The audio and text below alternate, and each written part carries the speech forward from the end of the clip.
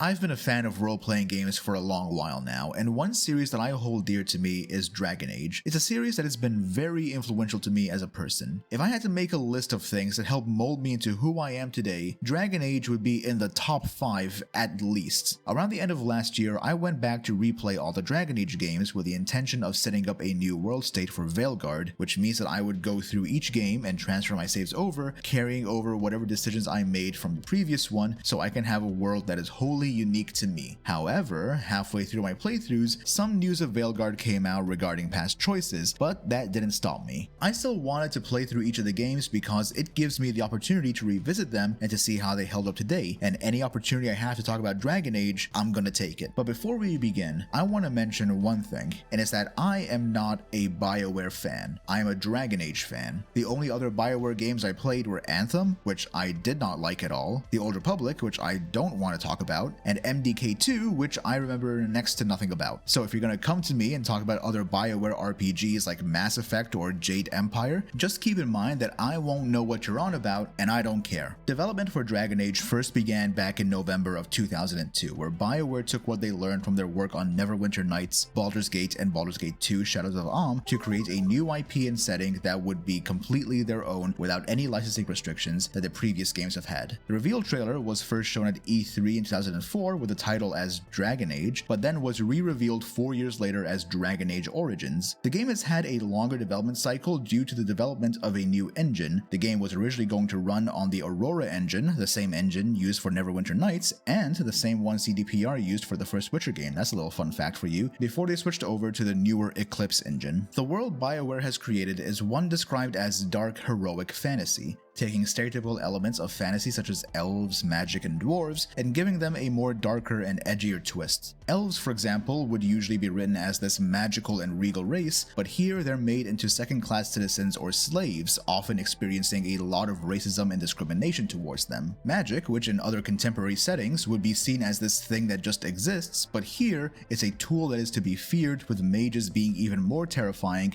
due to the risk of demonic possession. And dwarves, well, they speak with an American accent, and they needed a name for this setting, and one they decided on was Thedas, the Dragon Age setting. And if that made you upset, then I'm sure some of the other writers hate it as well. Origins takes place in one country in Thedas, Ferelden. Ferelden is a place that smells of wet dog, and the lack of indoor plumbing leaves a lot to be desired. Oh wait, hold on. My mistake. It seems this part of the script was written by an Orlesian. What it's meant to say is this: Ferelden, it's Fantasy London.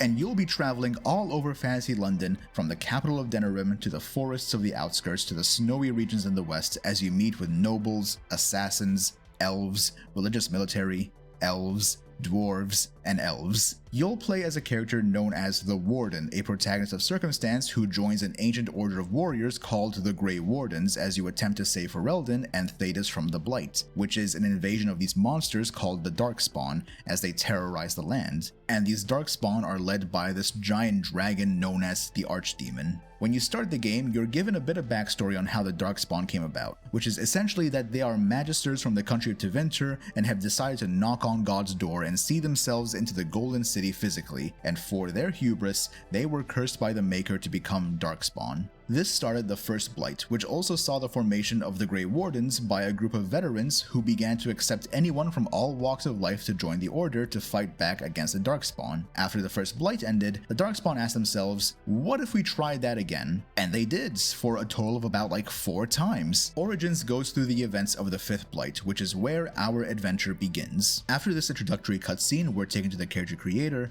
where we get to make our Warden. We're given a choice between 3 races, human, elf, and dwarf, and we're also given a choice between 3 classes, warrior, mage, and rogue, though the only ones who could become mages are humans and elves because of this lore reason that dwarves have no connection to the Fade, which is this dream realm where magic comes from, because dwarves apparently have no dreams. There's another choice we get to decide on, and this depends on our race, and in our instance, our class. We get to pick our character's origin, and we have a choice between 7 of them: human noble, Dalish elf, city elf, dwarf noble, dwarf commoner, and the mage. And whichever one you pick helps determine your character's background, how other people will respond and react to your character, and how you are able to react to them. Greetings, Grey Warden. I am as relieved as Ban Tegan is to see you here.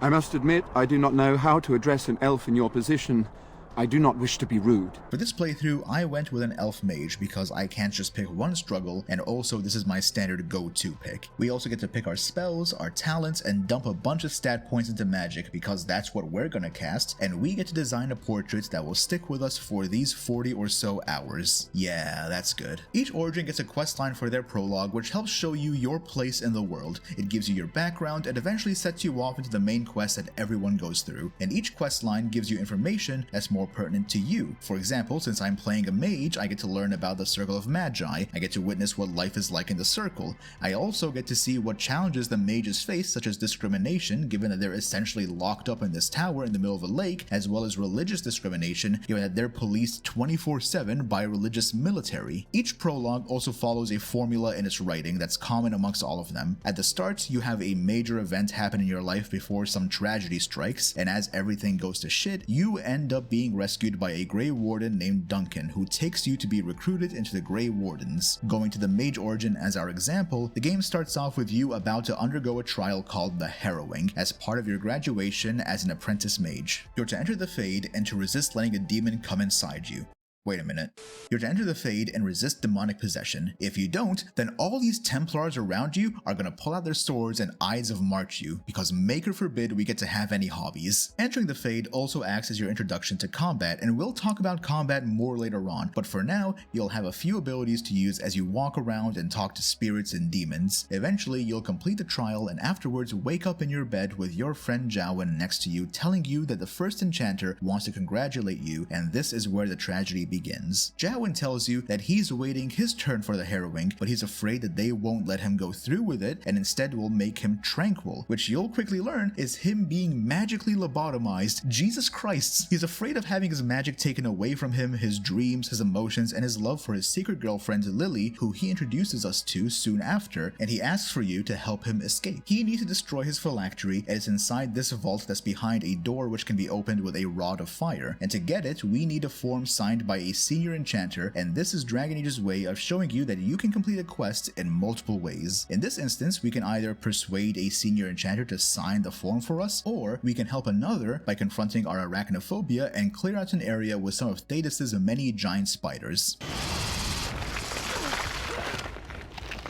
So I decided to snitch on Jowen to the first enchanter, who told me to go along with it, and after a little jaunt through the vaults of the tower, we find Jowen's phylactery and he destroys it. On our way out, we're confronted by the first enchanter as well as a Templar's Knight Commander who has come to capture Jowen and Lily. Jowen, in a moment of fear, revealed to everyone that he is a blood mage as he stabs his hand and sprays the Templars with 2 pints of his own blood? Lily, now terrified by this, breaks up with Jowen, who then runs away. The Templars are upset that they don't have any of Jowen's blood to track him down, and then they arrest Lily as planned and have decided to arrest us as well for helping Jowen. And while the first enchanter tries to defend us, we eventually get saved as Duncan shows up and says he's looking for people to recruit to the Grey Wardens and decides to recruit us, and we leave for Ostagar. We leave with Duncan, and that's the end of the Origins prologue.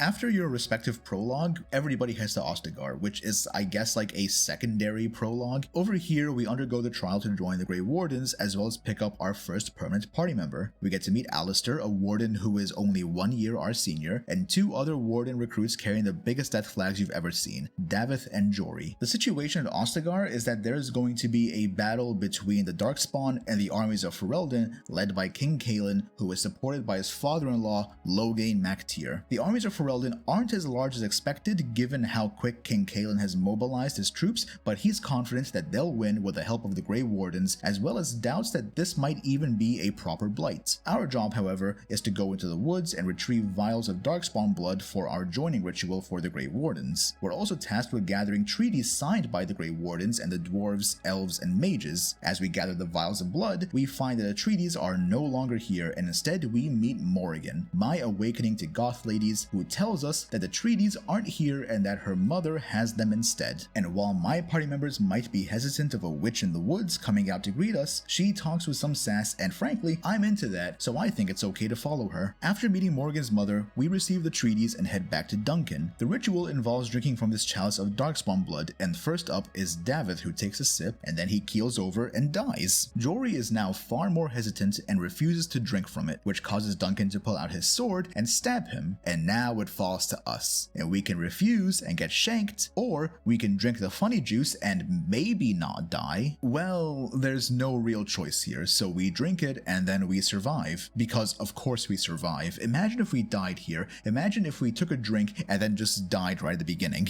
After we recover, we join Duncan, King Kalen, and Terran Loghain, who are discussing plans for the upcoming battle, which comes down to the Grey Wardens and Kalen charging the Darkspawn, and then a signal fire is lit in a nearby tower to tell Loghain to charge in. The Darkspawn die, and everyone's happy. We're tasked with Alistair to light the signal fire in the tower, and eventually we find it overrun with Darkspawn, which I don't think is supposed to happen, frankly. But what do I know? I'm just new here. After lighting the fire, we're treated to a cutscene where Loghain retreats from the battlefield, Duncan and King Kalen get killed, and we get overrun by Darkspawn. We wake up in Flemeth's hut and learn that, along with Alistair, we're the only Grey Wardens left in all of Ferelden, and the Blight is on our doorstep. All while Loghain has called the Grey Wardens traitors to Ferelden for letting the king die. And as the last two Grey Wardens in Ferelden, we're going to face an uphill battle to try and kill this archdemon and end the Blight. But that's when Alistair remembers that we have the treaties to call on others for help, and soon enough, we head off on our journey to get the aid of dwarves, elves, and mages against the Blight. And at the same time, Alistair suggests that his uncle, Arl Eamon, is someone we can call on for help, and we'll need it as we also want to bring Loghain to justice for his treason and retreat. This is where the world begins to open up for us, and we can tackle these in any order we like. Maybe you're playing as a dwarf and you want to see what the fuck happened to your home, so you go there first. Or maybe you're a mage and you want to know what's going on back at the tower, so you head there first. Or maybe you want to see Arl Eamon, so you head there early, and then you have a hard time fighting the undead, and you might wonder, am I here too early, or are these areas actually leveled? And the answer to both of those is yeah.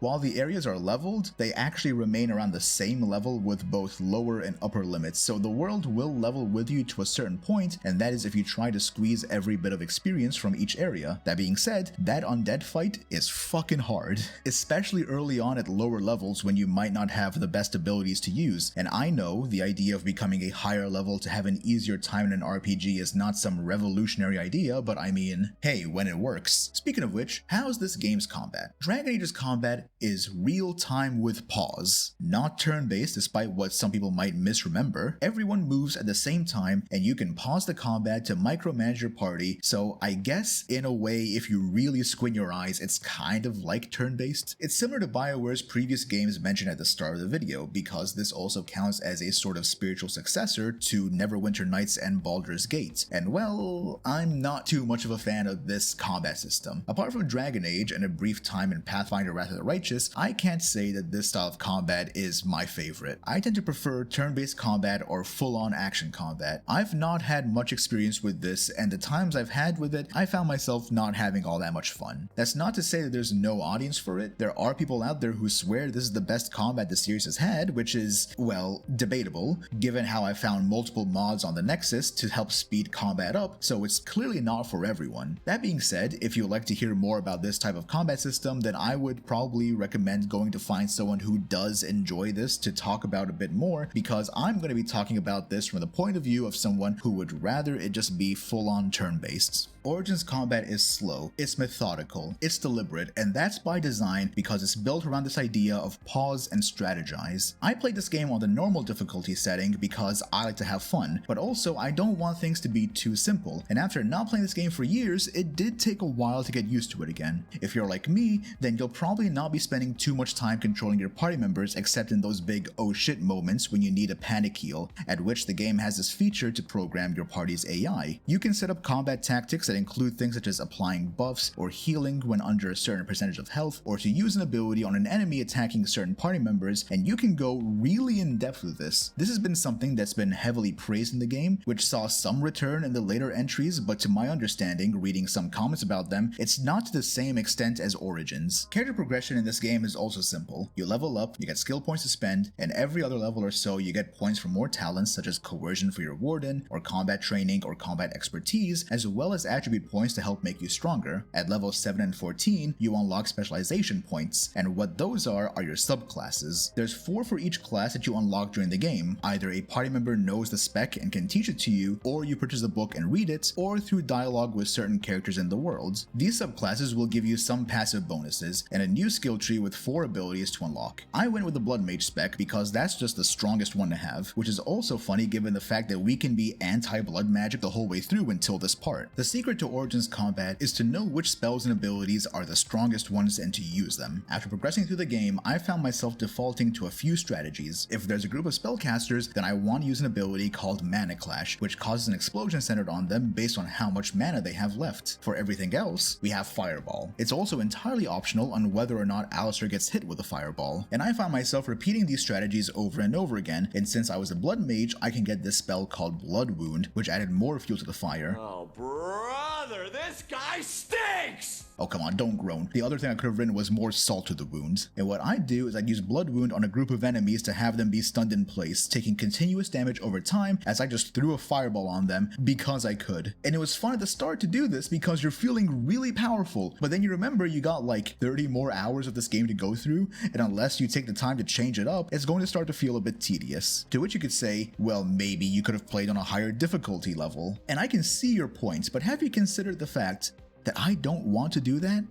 No, didn't think so. So combat ends up being something you're either going to love or hate, but the most realistic thing that'll happen is you'll tolerate it. Oh yeah, did I mention that this game has no way to respec your character? Yeah, if you make a choice on your spells or abilities, that's it, it's stuck there. You can't get rid of it, so if you decided to be an entropy mage early on and then realize that enemies aren't dying quick enough and you want to change that, yeah, good luck with that. There are mods to help you respec your character, which at this point I'd say just grab those. It'll make your life so much easier, and it'll help salvage a character who might just be a bit screwed. And you might be thinking, if you don't like the combat, which does seem to be a large part of the game, what about this game do you enjoy? And I'm glad you asked that, and if you didn't, then I'm asking it. And what I enjoy is the journey and adventure, traveling around Ferelden and interacting with all these NPCs and going through their quest lines. Seeing their stories is one of the most enjoyable parts of the game for me, and what makes it even better is the party members you recruit along the way. You have your comic relief knight, a luring bard, grandma, a serial killer, a bisexual coded forest witch, Ogren, a large guy with a weird religion, a golem, and the bestest boy in all of Ferelden, who I named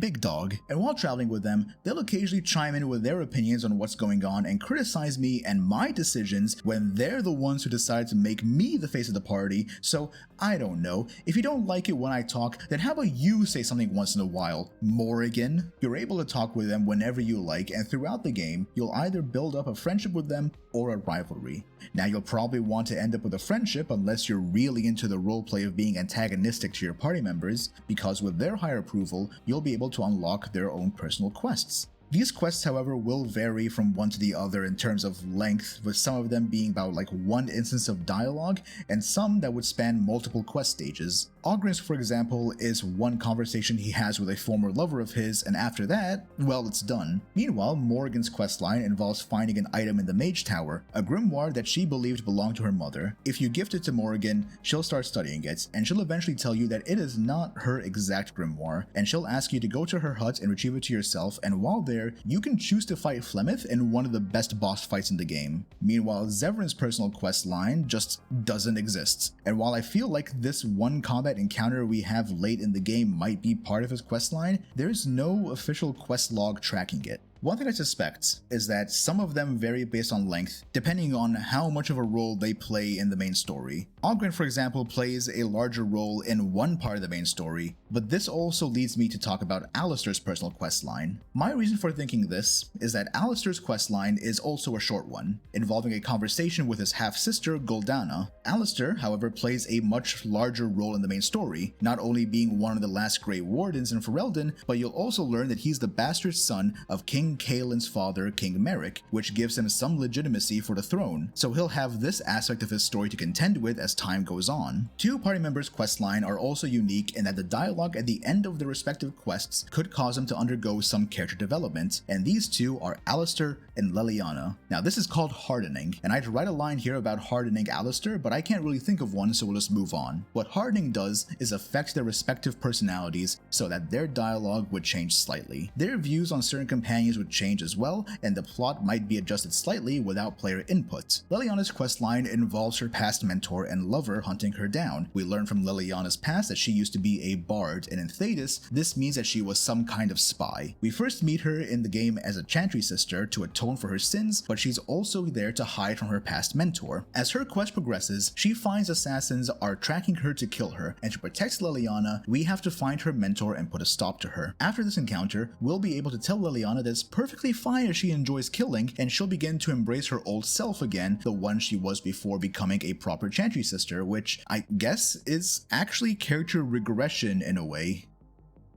Alistair, however, is more character progression. At the start of the game, he's more content to be told what to do, he'll want to stay as a Grey Warden, and he has no aspirations to claim the throne even though he's Merrick's bastard son. After getting bricked up, he becomes more assertive and puts his duty above his own feelings, where he understands the need for him to be made king of Ferelden. Now, I usually go down the route of hardening both Liliana and Alistair, and I wish this was about for some of the other characters as well. On one hand though, I can see there's a negative here where we're essentially telling them how to act. It's that they're less of their own person and we're molding their personalities to what we want from them. To which I suggest maybe have it be more of a persuasion role, or maybe have some kind of hidden counter behind the scenes based on our other interactions that leads them to have this rather than just like 1 or 2 lines of dialogue. When you think about it, with Liliana for example, it felt like she was losing herself because she began to find joy in killing in who she was before, and we're essentially just going to tell her, come on.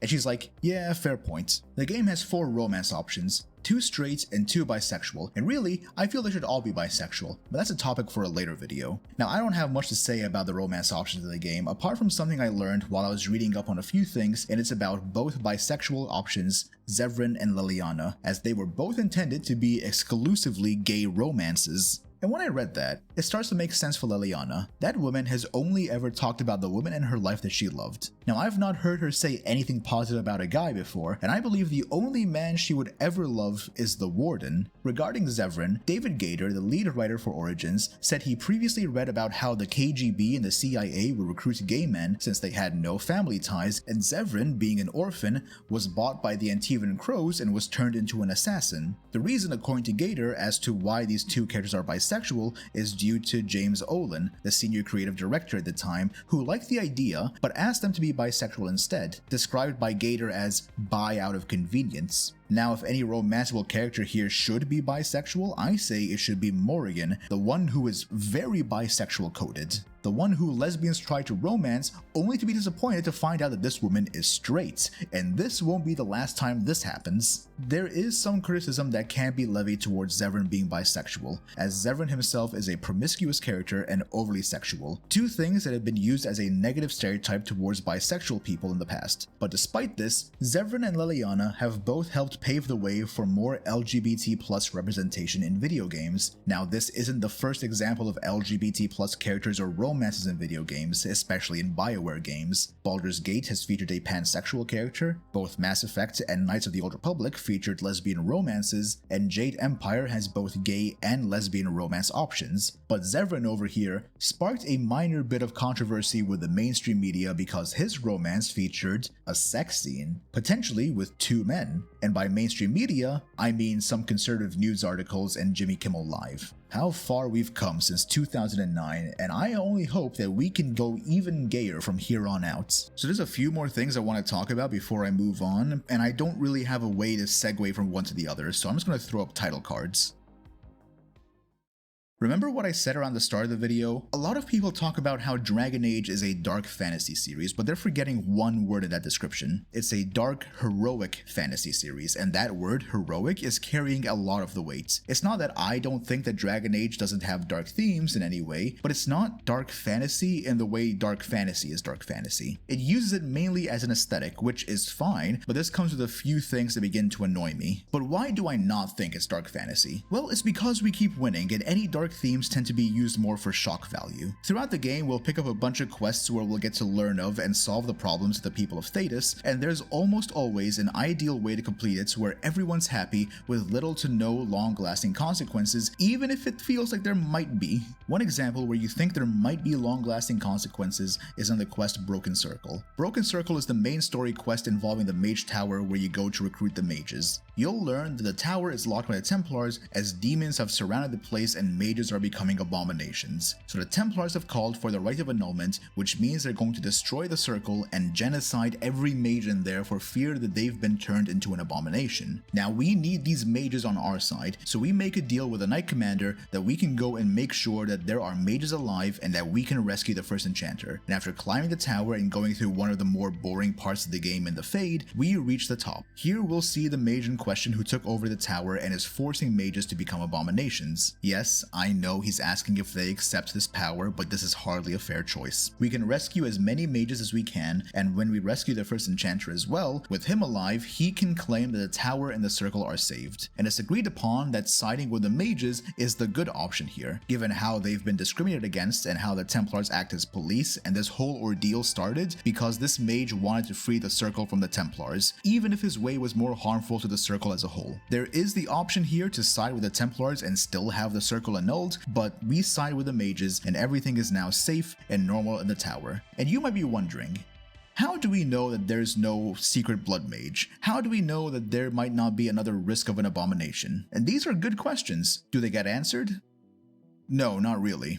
But it's fine, everything's okay, the circle is safe, we're the heroes here. Okay, here's another example. During the quest, the Arl of Redcliffe, after dealing with the first Knight of Undead, you enter into the castle to find the source of these attacks. Inside, you find Jowen. Turns out he's gotten himself into a dungeon cell. Guess his life is going well. He tells us that the Arl's son, Connor, is a mage, and he's being taught in secret by Jowen. Also, Jowen was tasked by Terran Loghain to poison the Arl, and because of this, Connor really wanted to save his dad, so he made a deal with a desire demon, which in turn made him an abomination. Now, there are many ways to deal with Connor. We can follow the Templars rulebook and put him down because, hey, what else can we do? Or we can enter the Fade to save him. Now, assuming you don't want to off a child, you're going to want to enter the Fade, but it's not that simple. Jowen can perform a blood magic ritual to send someone into the Fade, but it will require like a lot of blood, which Connor's mother accepts being the sacrifice. But did you know that there's another way to save Connor? And not only that,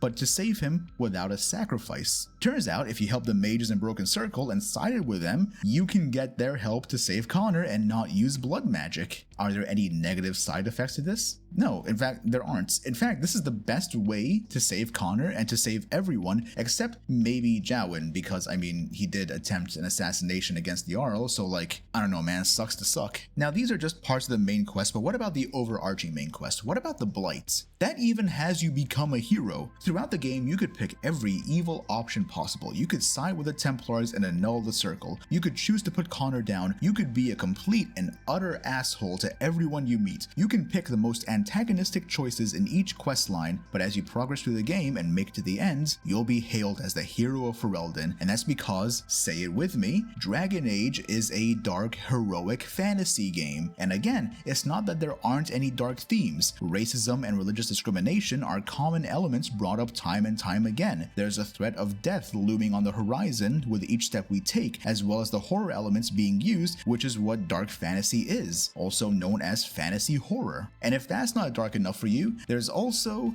SA. A lot of it. An unreasonable amount of it.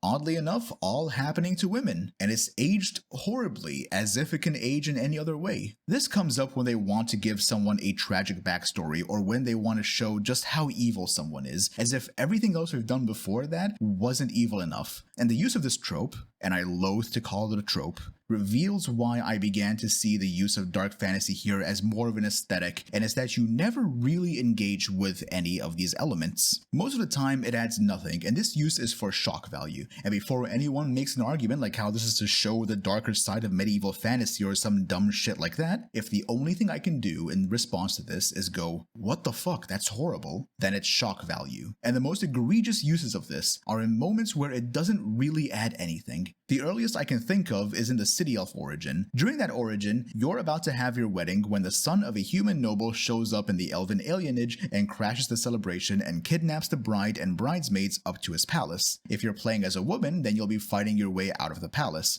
But if you're playing as a man, then you'll fight your way in to rescue the women. Eventually, you'll have to rescue your cousin, and as you come up to the noble who kidnapped everyone, you'll find out that he has had his way with her. Now, this guy is already a piece of shit. What did this add to his character?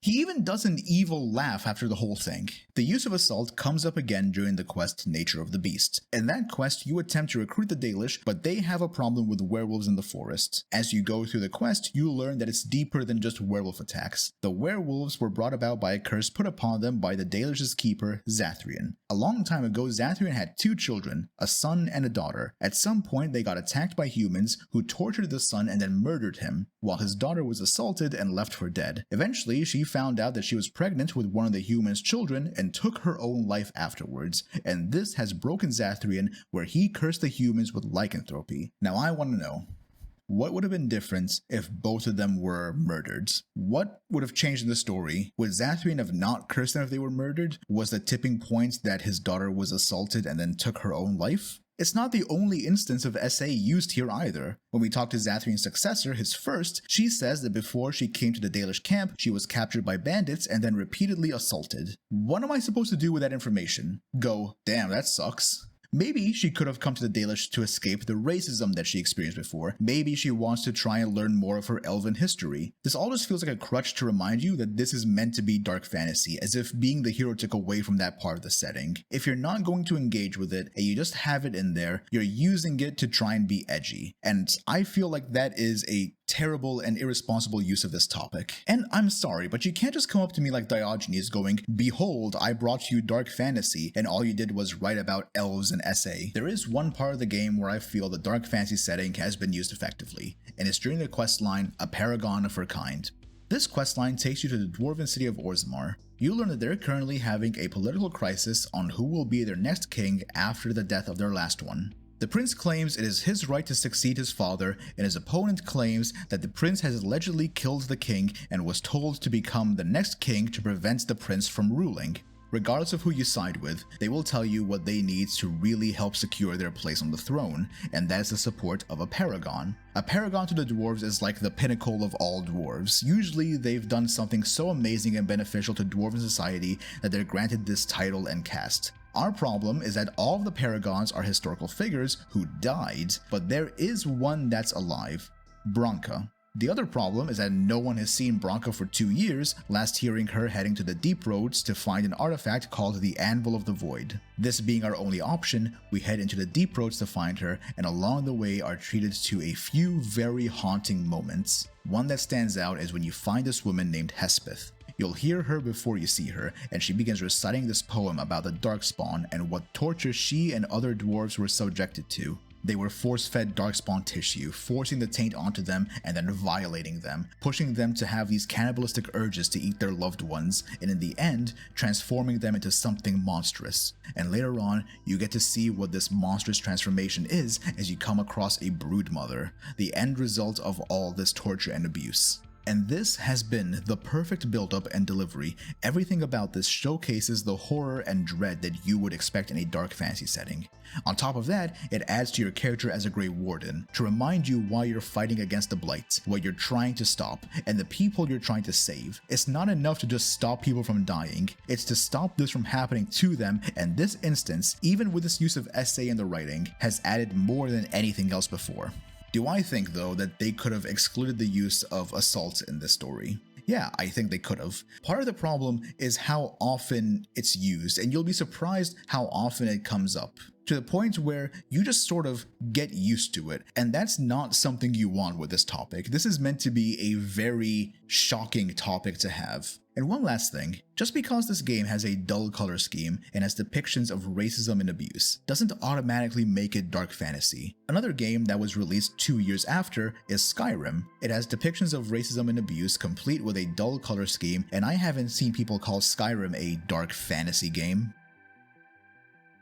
Yeah, what was Loghain thinking? Loghain plays a much larger role in the story than just retreating from the Battle of Ostagar and blaming everything on the Grey Wardens. In fact, a lot of the events that happened in this game, which then ended up having longer lasting consequences throughout the series, was because of Loghain. And the question here should probably be, why did Loghain do it? And we have to wonder, what could have happened if Loghain didn't retreat and instead charged in like what was planned? Some will argue that the battle could have been won then and there, and maybe the Blight would have ended if the Archdemon had showed up. But some also argue that we don't know what could have happened, as if it could have gone any which way. However, I'm over here arguing that the battle was doomed from the start. One of the first times we see Loghain is him and Cailan planning the battle against the Darkspawn. To recap, the plan was that Cailan, his soldiers, and the Grey Wardens would attack first. Then when a signal fire was lit, Loghain would flank with his soldiers and break the Darkspawn army, and then they would win. There were a few concerns brought up, such as the lack of troops for this battle, since about 2 units were not able to reach Ostagar in time. One was Redcliffe, and the other was Highever. Redcliffe couldn't make it because the Arl was doing this thing called being poisoned. Meanwhile, Highever couldn't make it because, as shown in the human noble origin, the Terrence family was being massacred by his own Arl, the same Arl who went on to work with Loghain, which could hint that Loghain may have ordered this to happen as well. Now we have to wonder,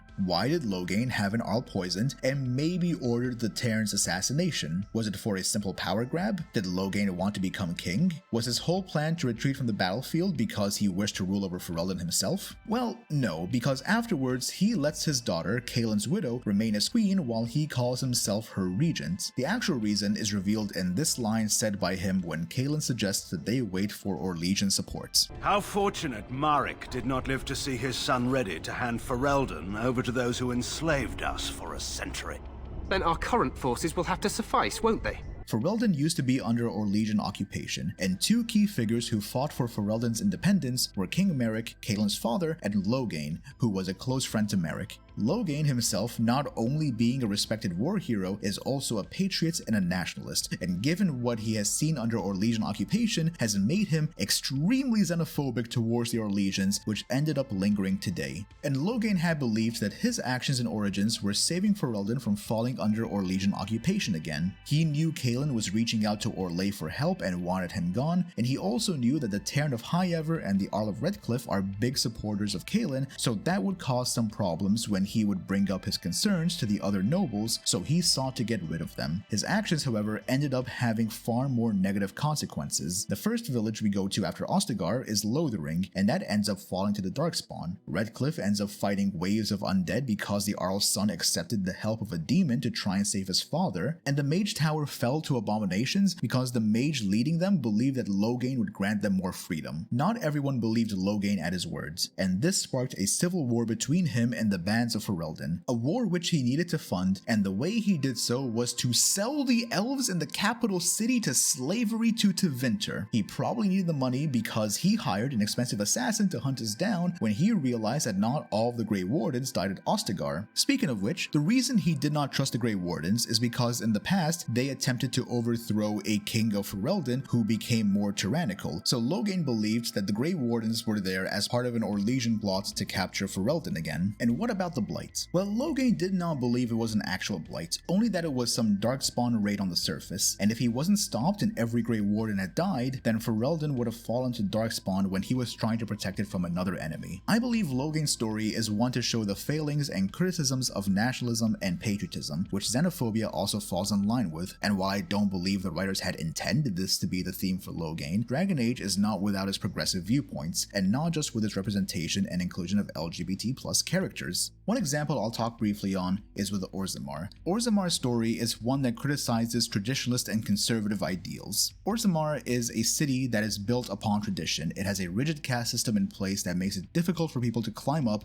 and those without a caste are considered outcasts of society. The city itself is also in decline, as outside of Blights, the dwarves have lost a lot of ground in the Deep Roads due to Darkspawn attacks. The main quest in the city was also between 2 candidates, Prince Balin, a progressive who is also rather tyrannical, and Lord Lord Harrowmont, an honorable man, but one with a major hard-on for tradition. It's generally agreed upon that while Balin is more of a ruthless leader, deciding to rule completely on his own, dragging Orzammar into the modern day, his policies help save Orzammar in the long run. He loosens restrictions on the caste system, he opens up trade with the surface world, he allows the casteless to join the military, much to the dismay of the warrior and noble castes, and this helps reclaim more ground in the Deep Roads. While Harrowmont's conservative and traditionalist ideals eventually lead Orzammar into isolationism and remain with the problems it has, because all Harrowmont does is the opposite of whatever Balin does.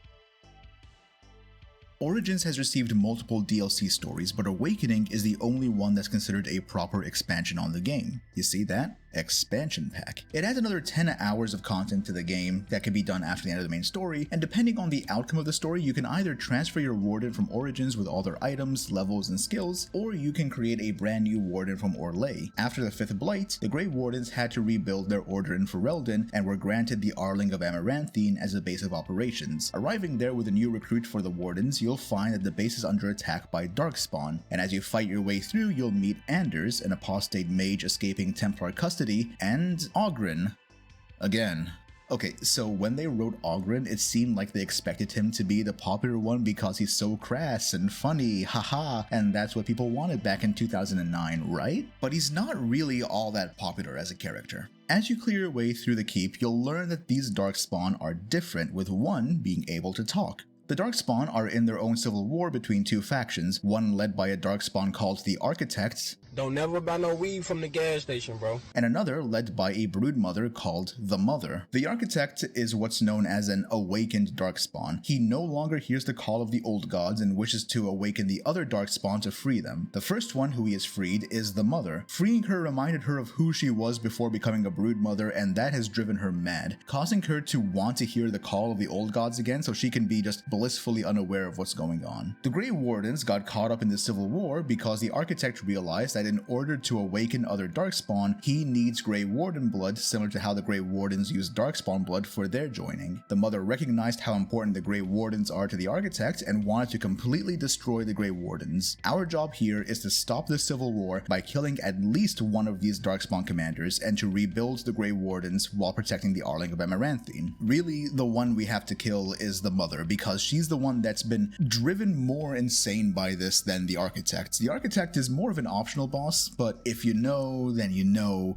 and you just gotta kill him as well. Awakening is an interesting expansion. As I said, it's about like 10 hours long, and while I did have fun with it, I don't know if I'll play it again unless I really feel that drive. The side quests aren't all too interesting, and while I did enjoy some of the new characters, it doesn't feel the same compared to the base game, though I do admit this is more of a personal preference. You're not able to speak with them at any moment of your choosing like you could with companions in the base game, but you can still give them gifts and hear some of their banter. I mentioned before how you're able to import your previous wardens if they survive the end of the 5th Blight, or you could create a new Orlesian warden commander, and what I enjoy is that there are slight differences between importing a character and creating a new one. In particular, during one part of the game, as your Origins warden, people will see you as the hero that you are. They'll respect you and trust you even when there's trouble in the Arling. They will give you more clemency. But if you're an Orlesian warden, they're going to distrust you a bit. They'll start to wonder if this is some grounds for Orlais to have a hold in Ferelden again. It's a small touch, but I appreciate this addition. This expansion did add new skill lines, they added new talents, and they did add 2 new specializations for each class as well, which I guess is kind of fun to play with, but at some point you're going to start to realize that you just have points to spend and nothing's going to really feel all that impactful at the end. I brought over my Blood Mage Warden, who already was at a bit of a higher level than what would be started with an Orlesian Warden, and I ended up using the Keeper specialization, and it was kind of fun to use, but I feel like at this point in the game, with all the power I have and the combat, I just got a bit tired and I just wanted to get through things a lot quicker. That being said, I wish that there was an option that if you have the expansion pack, you can bring these new specializations into the base game, but there is a mod that allows you to do that. The sad thing about this expansion is the lore regarding the Awakened Darkspawn. They don't seem to have made a return to the series to my knowledge, and the only thing that really ties Awakening to the rest of the series is Anders and Nathaniel Howe, 2 characters who appear in Dragon Age 2, with Nathaniel potentially appearing based on what happens in Awakening. It's a fun 10 hours, but I don't know if it'll remain a fun 10 hours. I still say that people should give this a go at least once, but if it doesn't work out, then it just doesn't work out. Honestly, the most fucked up part of this was Oghren just being racist to my warden out of nowhere. Hey, look at me, I'm an elf.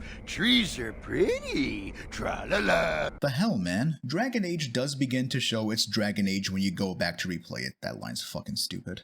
Dragon Age does begin to show its age when you go back to replay it. One thing I realized is that it's a lot easier for me to get back into it given my history with the game, but I can see how it'll be harder for people trying to get into the series through this. The combat is definitely one you're going to either love or hate, but the story is as fun as I remember it, criticisms and all. I did want to give it another playthrough after I was done, try new builds, bring new companions, maybe make every mage in the party a blood mage because that's really fucking strong. I'd suggest looking into a few mods if the combat's not your thing to help make it faster and more bearable, and go grab yourself a respec mod just in case. Me? I'll be downloading some mods that I remember from way back then and load up another run in my spare time, and let's see how that goes. Exactly how I remember it. Cut my life into pieces!